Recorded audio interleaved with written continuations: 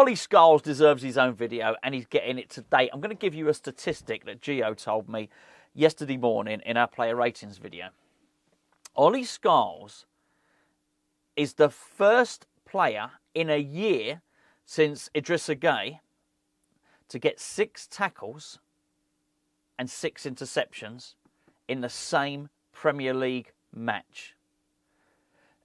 Now, it's the year that gives it the context, because I don't know whether that's brilliant or whether that's the standard. It could have been 4. It could have been 6. It could have been 10. I wouldn't know. I couldn't tell you how many interceptions and tackles combined Rodri was doing at his best. I couldn't tell you that stuff, right? But the fact that it's only happened once this season, and the last time it happened was a calendar year ago, tells you that that's the benchmark. That's the special stuff. And I think it's incredible from Ollie Scarles. What it means is he is not in the team, and I expect him to stay in the team for Leicester City. He's not in the team because he's a charity case. He's in there on merit. By any standards, that is an exceptional achievement. Because we got the context here, right? It's not you have to caveat it and say, he did well for a young lad. He just did bloody well. By the standards of any defender, exceptional. And it's actually quite interesting, because yesterday I did my sort of positive videos at the moment. I did my loving for Aaron Wan-Bissaka. I mentioned the statistic that he had the second most successful dribbles in the league. Then we've got on the other side, we've got this lad who's just as playing as well as anyone, any other defender there. Okay, it was just one game. And that's quite a little bit of data, but we don't have much data because he only just got into the team. And I think what you have to do as well is, he hasn't done that against Southampton. He's done that against title-chasing Arsenal. Title-chasing Arsenal, who most people would have probably said, before we beat them, were the second-best team in the country. He did it against a player who, in Wanyeri, who has been so good and so impressive that people have been talking about this kid as the best young player in the Premier League. He's so good, people have been wondering when Saka comes back, where Saka might play. Now, Saka probably takes the right wing back, and maybe Wanyeri plays on the left wing, whatever. But that's how good he is. That's how good. And Ollie Scarles shut him down. I don't know how many of those 12 contributions were against Wanyeri, but there would have been a number of them. I certainly remember. The interceptions were particularly impressive, by the way, from Ollie Scarles. Reads the game so well. I mean, that's great if you're doing an interception. It wasn't just nipping in at the last minute on a lot of them. He just read the play so well. He just got in there and cut the pass out because he saw it. It was telegraphed. We did our preview. We did our preview before the game. We discussed Wanyeri. We discussed Ben White. We discussed what was going to go on down that side. And Scarles was down that side of the pitch. Scarles was the best player. You might even argue Scarles was the best player in the whole of the pitch. You wouldn't get too much argument from me, to be honest with you. Okay, did give my man of the match to Kudus on this one, but I mean, he was up there. He was superb. He was brilliant. And as I say, no apology for it, no caveat, no. He was good for a youngster in his debut. Well done, pat on the head. Well done, mate. And none of that, no condescending crap. Just by the measurement and by the metric of any defender, you were bloody good, mate. And I think it's exceptional. I think he's obviously saved West Ham a considerable amount of money. And it just shows the value of the academy. Seen a lot of managers come in over time and talk about the merits of the academy. I don't think anyone gets far in management by being an idiot. They're obviously, these coaches, these managers, they're obviously either very, very good at coaching, very good at man management. Yes, even Sam Allardyce, these are intelligent people. And they understand when they join West Ham. They understand the history. They understand, You can't miss it. You walk over it. You walk over the crest when you walk into the stadium, the Academy of Football. It's a heritage. It's a pride.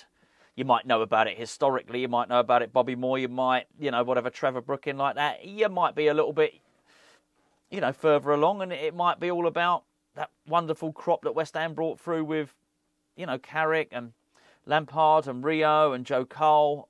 It might be that. But make no mistake about it, when you join West Ham, you are very aware that the Academy of Football is an important thing. So I've seen many managers sit down in their first press conference and they speak about it. But what they're doing is really only giving PR spin. They know they should say it, so they say it. But saying it and doing it are two very different things. I'd have to go back and listen to everybody's press conference. But I'm pretty damn sure there'll be a journalist at every press conference and says, "You're at West Ham United now, Mr. Moyes, Mr. Bilic, Mr. Pellegrini, Mr. Allardyce, whatever. The academy's very, very important. Are you going to give youth a chance?" And whatever, I could probably write down what their answer would be now. But it doesn't mean they go and do it. And I think Graham Potter has said it, and he's done it. Fair play to Pellegrini, actually, because I've got to say with Pellegrini, well, it was actually Bilic that gave Declan Rice his chance, but it was very much, I felt, Pellegrini that grabbed this guy and said, "Actually, you're not even a central defender. You're a midfielder, and I'm going to play you there." And also, we're all praising the fact that he started. I'm talking about, obviously, Scarles now, that Potter started him against Arsenal here, but let's not forget that Pellegrini actually gave Ben Johnson his debut at left-back against Manchester City. So some managers do it, some managers don't. And you see some managers are driven to do it. I'm actually thinking back to actually Grady Diangana under Pellegrini as well now. So, some managers will do it, and Pellegrini was certainly one of them. And it looks like we've got another one of them now. And I'm actually blown away by quite how good Scarles is. I guess we shouldn't be overly surprised because we knew as a 16-year-old he was very good. But I don't know if some of you were on Patreon, some of you are Hammers Chat patrons. You remember we've done some interviews. We've got an interview section on the Patreon channel, and we interviewed Ricky Martin, who, of course, was basically the head of West Ham's academy. Remember having a really, really good conversation with Ricky Martin. It's still up there on Patreon now. You can go and activate the free trial. Go and check it out. You don't even have to pay for it. Ricky Martin, we had a good chat about Scarles, and he spoke about him, and he spoke about his injuries, and because he was growing so quickly, and he really has. He's morphed into a really skinny, small kid now, and he's a grown man. And I tell you what, he's playing like it as well. I think it makes very, very interesting connotations, actually, for Emerson. We'll talk about that in just a second. Before I do, can I please point you in the direction of today's video sponsor, which is Stocks FC. It's a football stock market. It's a little bit like a football stock market. It's a little bit like fantasy football as well. I said I'd share with you my progress, and I've been building up my portfolio, and I think I've got 5 players in my portfolio at the moment. What I did want to share with you, I'm not particularly brilliant at this type of stuff, but I'm not sure you have to be. I went and bought Marcus Rashford. And you're going to laugh. I'll pop the graphic up on the screen now, somewhere up there or whatever. I only spent $1 on him, right? I only play this for fun. I'm not going to go and spend loads of money on this. I play this for fun. But I've already made a profit, and I'm doing pretty well, actually, because I've already made a profit on him. I've already made a profit on Wissa. I've made a profit on Jared Bowen, because I bought Jared Bowen when I was injured. Sort of stick to what you know, I guess. And it was a slight gamble. And look, it is gambling, this stuff, I guess. And as with any of this stuff, you've got to do it responsibly, which is why I keep my stakes small. But I thought getting Rashford in, well, I'll tell you what, we've only got to look at Aaron Wan-Bissaka to see everything that's wrong with Manchester United. It was never beyond the realms of possibility that the problem was Manchester United and not just Rashford. Anyway, looks like he's doing really, really well at Aston Villa. So anyway, Stocks FC.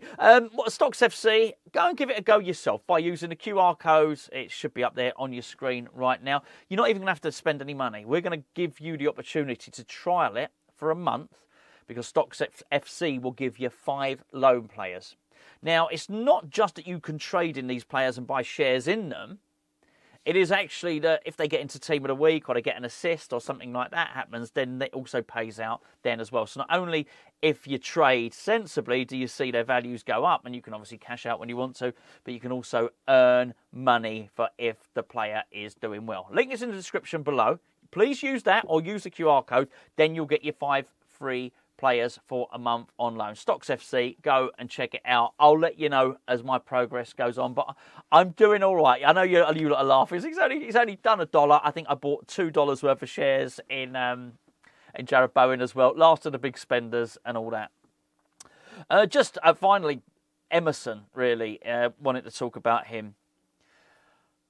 I was very unimpressed. If you're a regular watcher of the channel, you'll know this. I wasn't impressed with what I saw against Brentford. I felt he bottled it. I thought there was a 50-50 challenge with him and Brian Mbeumo, and I thought he bottled it. We get data. We get scouting reports. We're very, very lucky on Hammers Chat because of our lovely patrons, and we were able to get something called Y-Scout, which gives us a scouting report. It's basically the global data scouting network. It's like Opta, but on steroids. So we get reports downloaded after each game, and we can have a real close look at how everybody's played and be like boffins and nerds and have a proper look at it. And I was looking through the match report, and I'm always finding new things that I've never seen before. And there was something, I think it was called, so you've got duels when players have a duel. And there was this other little subsection in the duels, which is duels for loose balls. Pardon the expression. And what I deemed that to be is basically there's a ball there to be won. I would call it a 50-50 maybe. Maybe they should just call it 50-50 duels. One of my complaints with Emerson against Brentford was that he bottled out the 50-50. Ollie Scarles had 2 50-50, but he basically had 2 duels for loose balls. It's like a poem, isn't it? 2 duels for loose balls. He won them both. You're not going to be surprised by that. The very thing that I thought got Emerson kicked out of the team, Ollie Scarles excelled at. Pretty damn smart. I think he's just better.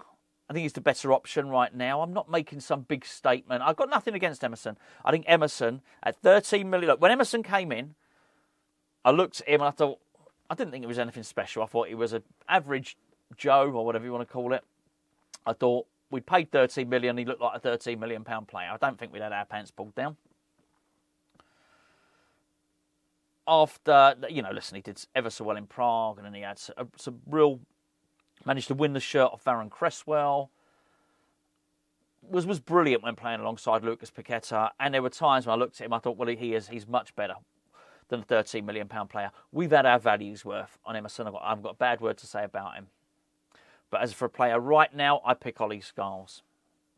And again, not to be apologetic, because I think we should have someone in from the academy, because I just think he's the better option.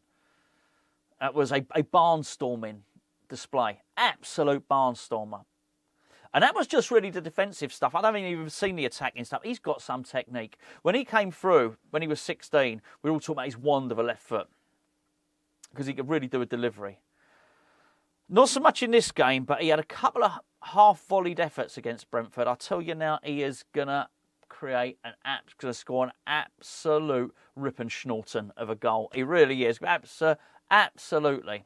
And a howitzer, a barn door breaker. Does that mean something else? I don't know. Whatever. You get it. You get the idea. It's going to be an absolute exocet. It's going to be a half volley, and he's going to whack it. And it's going to go in. You won't want to get in the way of that. If anyone's head gets in the way of that, he's going to knock them out, I think. He's some player. He looks like a really, really good player. I'm absolutely delighted. I thought he deserved a video all by himself, basically. I think it's going to allow us to get rid of Emerson in the summer. And Juventus, a couple of Serie A clubs are interested in him. He's obviously Italian. I know he's born in Brazil and whatnot, and Lucas Paqueta's best mate. But, Italian international. He's obviously represented Brazil. Where that will leave Paqueta, I don't know. They're thick as thieves. They're like brothers, those two. I don't know. But we were really going to have to spread ourselves very thinly in terms of transfer spend in the summer. And it's just one less thing to worry about now. The money that we might get look, we might get 10 million for Emerson. I don't know the money we might get for Emerson. That doesn't now have to go towards a left back, does it? That can now go towards, dynamic midfielder or whatever the case may be. We're going to need a few because there's a few people out of contract anyway. And it's just a massive shout out, talking about people that are out of contract, massive shout out to Aaron Cresswell, who I thought just guided and talked Scarles through the game, was the perfect person to have alongside him. Was absolutely brilliant, magnificent. Very, very pleased for Cresswell. I said in the Patreon video, it warmed the cockles of your West Ham heart to see. Made a change into the guard, and not quite, because I still think Cresswell's got something to offer, and he was, guiding him through. No, it's not one after the other. Cresswell's morphed into a left-sided central defender, and we're playing with wing-backs now. And Cresswell can't play at wing-back because he's not got the legs and the speed anymore, but we've got this guy there from the academy who just looks exceptional. Really happy with what Graham Potter said about him. Love the way that he thanked the academy. Well, it's a really nice thing to do. That I've spoken to not spoken to someone in the academy, but I've spoken to someone at the training grounds, whatever day, yesterday, so it's Tuesday as you watch this, on Monday. And he said the academy are absolutely buzzing with him. And you can imagine that. They've got a real spring in their step. It's given them a real lease of life, People feel like they got a chance now. And I just think it's absolutely magnificent. Absolutely magnificent. Well done, Ollie Scarles. Well done, Graham Potter. Well done, Aaron Cresswell. Well done, everybody. And, absolutely chuffed. Please don't forget, if you're going to do the Stocks FC, to use the QR code so as you get your 5 free players. I'll catch up with you tomorrow.